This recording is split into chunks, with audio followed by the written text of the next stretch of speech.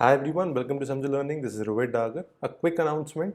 पिछली वीडियो में हमने एक चीज़ डिस्कस की थी कि सुप्रीम कोर्ट में एक हियरिंग चल रही है जिसमें ये डिसाइड होगा that the UPSC civil services prelims exam will be deferred, postponed और नॉट। आज 30 सितंबर दोपहर में इसका फाइनल वर्डिक्ट आ गया है जिसमें सुप्रीम कोर्ट ने मना कर दिया है that they will not be postponing the UPSC civil services prelims exam.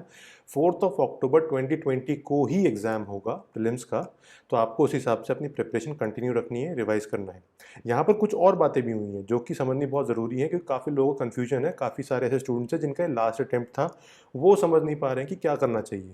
यहाँ पर सुप्रीम कोर्ट ने additional solicitor general KV. Raju से पूछा था कि आपने क्या ऐसी तैयारियां की हैं, यूपीएससी से क्या तैयारियां करने वाला है, सेंटर ये क्लियरली बताए जिसके अकॉर्डिंगली लास्ट अटेम्प्ट वाले बच्चों को कुछ फ़ायदा हो सके। इसमें के.वी. राजू साहब ने ये बात बोली है that UPSC is considering last attempt वाले बच्चों को कुछ कंसेशन देने के लिए, लेकिन बाकी स्टूडेंट्स को ये कंसेशन नहीं दी जाएगी। By last attempt he said two types of students, एक जिनका अटेम्प्ट आखिरी है, दूसरा जिनका एज के हिसाब से आखिरी साल है। चाहे भले ही उनके अटेम्प्ट्स बचे हों लेकिन उनकी एज लिमिट क्रॉस होने वाली है तो उनका लास्ट अटेम्प्ट ही काउंट होगा। इन दो टाइप के स्टूडेंट्स के लिए यूपीएससी नोटिफिकेशन निकालेगा, उनको एक और अटेम्प्ट देगा मोस्ट प्रॉब्ली। जब तक क्लियरली नोटिफिकेशन नहीं आता हम कुछ नहीं कह सकते, लेकिन फिर भी अगर कोर्ट के सामने ये बात बोली गई है और सुप्रीम कोर्ट ने डायरेक्शन दिया है यूपीएससी को और सेंटर को कि आप लास्ट अटेम्प्ट वाले स्टूडेंट्स के लिए कुछ कंसेशन लेकर आओ, तो 99% ये हो जाएगा। लेकिन बाकी स्टूडेंट्स के लिए कोई भी कंसेशन नहीं होगा, ऐसा के.वी. राजू ने साफ कह दिया है। एक और कन्फ्यूजन काफ़ी स्टूडेंट्स को ये है, देखो अगर आप एग्जाम दे सकते हो 4 अक्टूबर को तो आपको डेफिनेटली देना चाहिए। प्रिपरेशन अगर आपकी थोड़ी ऊपर नीचे भी है तो भी एग्जाम देकर आओ, provided that you are confident that you have some chance of clearing the exam.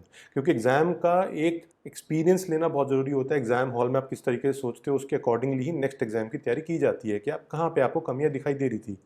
दूसरा, ऐसे कुछ स्टूडेंट्स हैं जैसे कि कोविड पॉजिटिव हो सकते हैं या फैमिली में कुछ इश्यू हो सकती है। If you physically can't go to the exam hall तो आपको डरने की ज़रूरत नहीं है। अगर कोई तरीका ही नहीं जिससे आप एग्जाम दे सकते हो तो उस केस में अटेम्प्ट जनरली काउंट नहीं होता है, because if you have filled the form and if you can't appear in the exam hall, अगर वहाँ पर रोल नंबर फिल करके नहीं आते हो तो आपका अटेम्प्ट काउंट नहीं होगा, ये ध्यान रखना।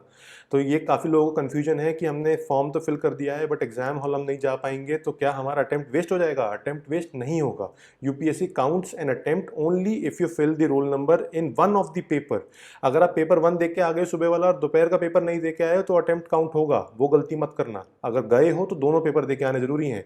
अगर नहीं जा रहे हो तो अटेम्प्ट काउंट नहीं होगा। बट आई वुड सजेस्ट कि if you have prepared and if you have attempts left, चाहे आपका लास्ट अटेम्प्ट ही क्यों ना हो, अगर आपको कंसेशन में एक और अटेम्प्ट मिलने वाला है तो एग्जाम देकर आओ। क्या पता आपकी किस्मत चल जाए और इसी बार आपका क्लियर हो जाए। जब तक जाओगे नहीं तब तक कुछ भी सीखने को नहीं मिलेगा एग्जाम हॉल में। बस ये चीज़ ध्यान रखना, the exam will be held on 4 अक्टूबर 2020 ओनली। प्रीलिम्स का एग्जाम यूपीएससी सिविल सर्विसेज का। I will leave the links in the description जहाँ पे न्यूज़ में ये कवर्ड है, उसको अगर आप पढ़ना चाहो तो पढ़ सकते हो। इसके अलावा इस पर टाइम वेस्ट करने की जरूरत नहीं है। Keep on revising. Best of luck. Thank you.